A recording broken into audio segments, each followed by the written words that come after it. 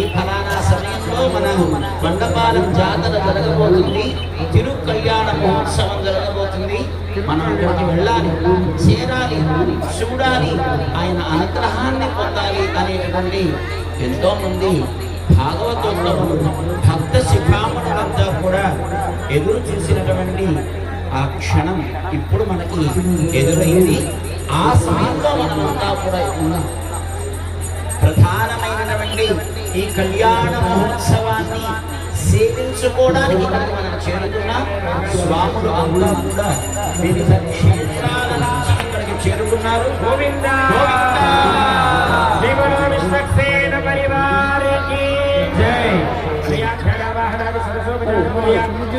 మన క్షేత్రం నుంచి ఆరంభమై స్వాములు క్రమంగా శ్రీమద్ పరమహంస పరివ్రాజకాచార్యులు శ్రీ శ్రీ శ్రీ ప్రదండి చిన్న శ్రీమన్నారాయణ రామానుజీయ స్వామి వారి యొక్క పరిపూర్ణ మంగళాశాసనాలతోటి ఈ స్వామి సేవలో ఉండేటటువంటి ఆ వంశ పరంపర అంతా కూడా ఇక్కడ చేసుకుంటూ వివిధ క్షేత్రాలలో కైంకర్యాన్ని చేస్తూ ఇక్కడికి మళ్ళీ స్వామి సేవలో తరించడానికి చేరారు.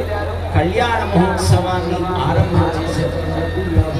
ఆ క్రమంలో మొట్టమొదటిగా మన అందరి క్షేమాన్ని కోరుతూ సంకల్పం చేశారు. ఇదంతా కూడా చేసుకున్నాం, నేను బాగుండాలి, నా కుటుంబం బాగుండాలి అని కదా. అయితే భగవంతుని సేవలో కేవలం మనమే కాదు, మనం జీవించడానికి మనకు ఉపయోగించేటటువంటి సహజ